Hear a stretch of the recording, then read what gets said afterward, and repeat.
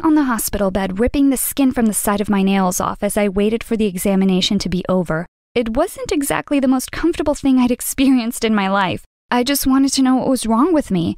Suddenly, I heard a gasp, and then a thumping sound like a body hitting the floor.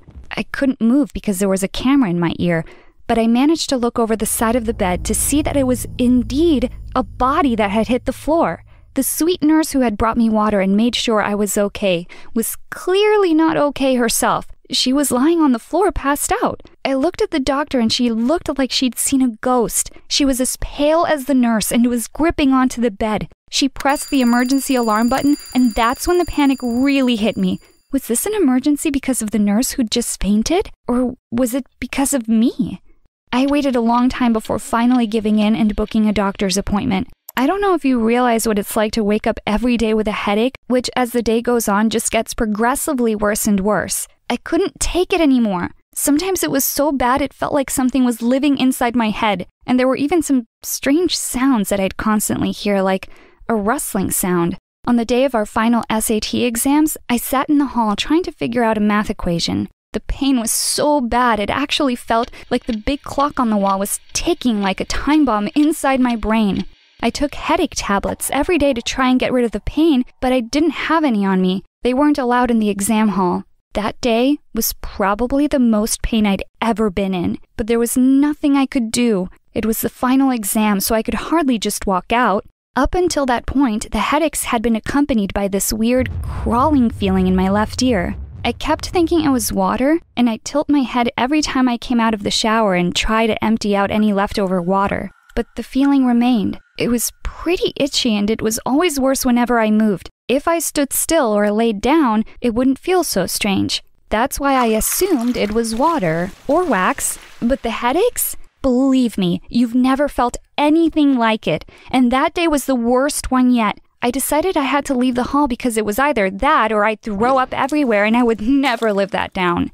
I got up to leave, and I could just make out the door in the distance, but I never reached it. I must have blacked out because the next thing I knew, I was sitting in the nurse's room, and she was telling me that I really needed to get help. She was no stranger to my headaches. I was probably her most frequent patient, and she even offered to help me contact a specialist about it. I told her it was fine, and I'd get my mom to make the call for me. I stayed there in the nurse's room for the next few hours, but I knew deep down I had to do something. I couldn't live like this anymore. It wasn't normal, but I was scared. I'm scared that the doctor would tell me I had a brain tumor or some rare disease. That night, I couldn't get the nurse's voice out of my head. I realized it was only going to get worse if I didn't seek proper medical help. So that's how I found myself lying on the bed in the hospital with an ear, nose, and throat specialist staring in shock at what she saw on the screen, and a nurse passed out next to me. Doctor, what's going on? I managed to say in a quiet voice. She stared at me, shock and fear written all across her face. Nothing, and I mean nothing, could prepare me for what she told me next. She looked at me and tried to smile in a professional manner. Then she told me what was wrong with me. There was a spider living inside my ear. Now, I'm not one of those people who has a major phobia of spiders or anything, but this news hit me like a ton of bricks. A spider was living in my ear. I probably would have thought the doctor was joking if it weren't for the fact that the nurse had properly passed out from shock. At that exact moment, a few other doctors and nurses came running into the room, and one of the nurses actually ran straight back out as soon as she saw what was on the screen. She actually screamed. Like, seriously, what was wrong with these people? They weren't even the ones with the spider in their ear. Ah, get it out! I screamed. Get it out right now, please! I couldn't even move because the camera was still in my ear, but I didn't care. I yanked it out and slid off the bed. I wanted to get out of there.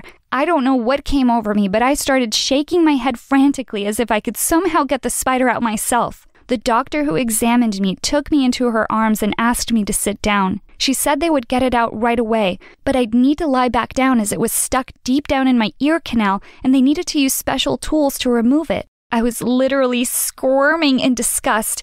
How had this even happened? The other two doctors looked as disgusted as I was, and the nurse who'd fainted was now swaying as she left the room. She didn't even ask if I was okay.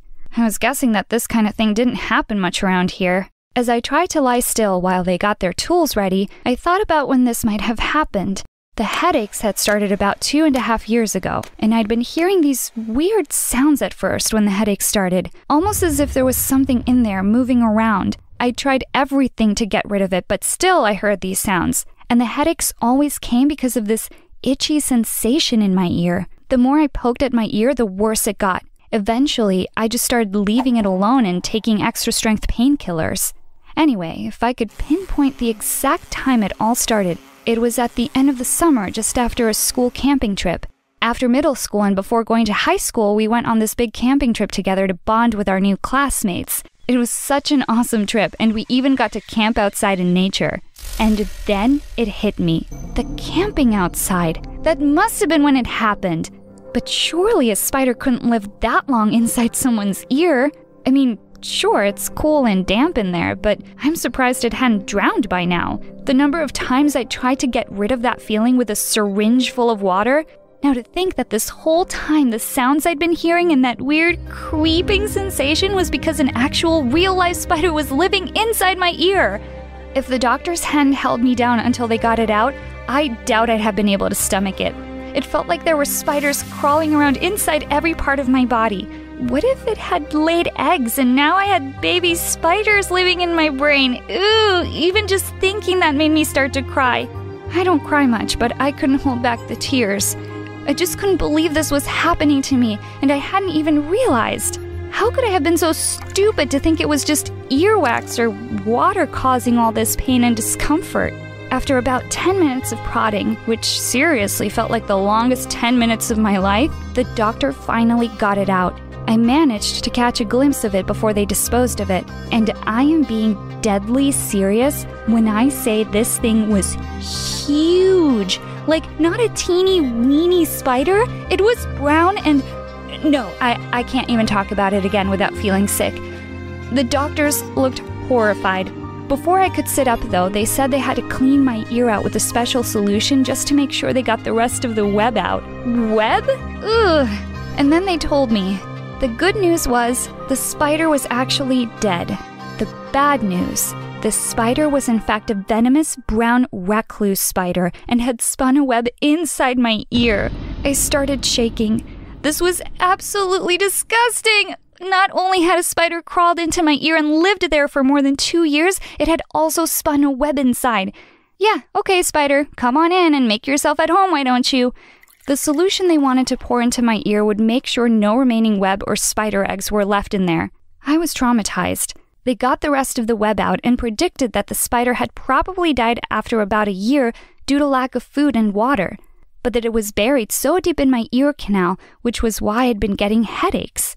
They assured me there would be no lasting damage, and that I was lucky. Not only lucky that there was no damage, but lucky to be alive, because this was one of the 3 deadliest spiders living in the USA, and the chances of this happening were like 1 in a million.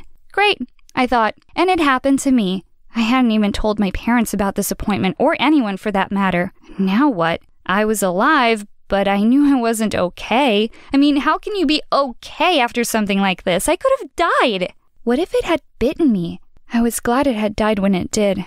I don't wish death upon anyone or anything, but seriously, if it hadn't gotten stuck in its own web, it probably would have crawled into my brain and bitten me.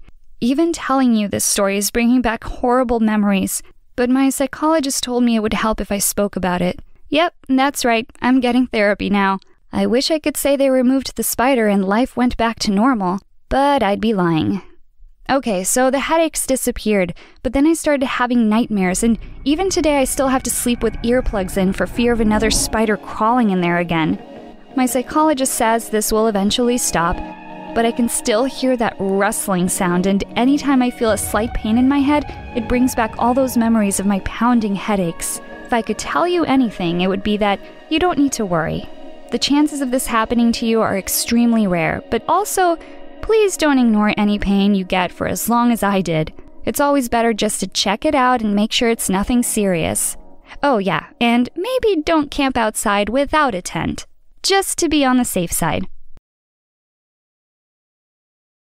And by the way, I never asked Jennifer to come with us to Paris. She was the one who called me and told me that you were unhappy about traveling to Paris on your own, as your twin brothers would be busy doing what boys do, and me and your mom would be together, so you'd be lonely. That made total sense. And then everything started to click into place. The way she had followed me every step, even sharing a room with me. I tried to call Jennifer. I needed answers. So I called her again and again, and she never answered any of my calls. I didn't know her address, otherwise I would have showed up at her house. And then I realized I didn't even know her family. I was going around in circles trying to find my way out of that nightmare. Like, how could she have used me all that time just to become famous? And how stupid I was to not have seen what she was trying to do. I had ignored all of the signs that told me that Jennifer was never a good friend. But not in my wildest dreams had I thought that she would use my kindness and the kindness of my family to hurt us like she did. I sat in front of the computer, and every time I would visit the link to the video, I would read horrible, insulting comments calling me and my family the worst names ever. I watched as the view count on her video went higher and higher, and that was exactly what she wanted from the start. That video received the highest view count ever achieved by her channel. How could she be so mean? I was still trying to call her when she sent me a message saying, "Do you want this to end?" And I replied, "Delete it immediately, I'm warning you." But she responded, "No way, it's my best video ever. Make your own video to defend you and your family, and then it will end." Only then did I understand the game that she was playing. Every single word that she'd said in her video was a lie. I had to play the same game as she did to get my family out of the situation that I'd put them in.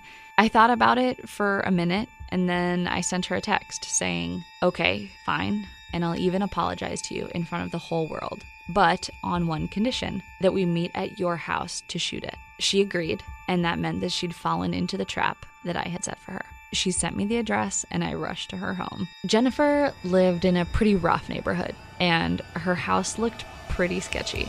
Her dad was lying on the couch in front of the television when I arrived.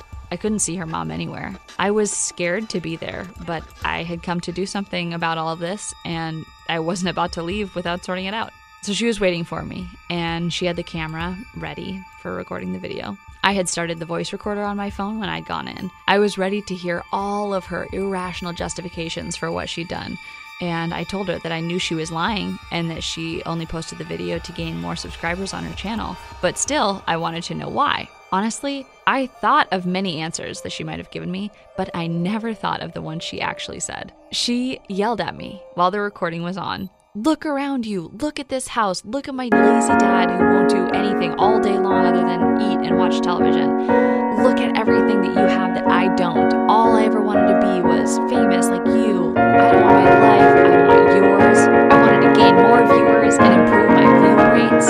Nobody loves me. Everybody's looking at you because of all the money that your parents have. I had to destroy you so that I could make it, and I had no other way to do it. And now, before it's too late, and before I send this video to the police and get you and your dad in deep trouble, shoot the apology video right now." I looked at her in shock. So I said back to her, I thought we were friends, but she laughed an evil laugh that I had never seen before.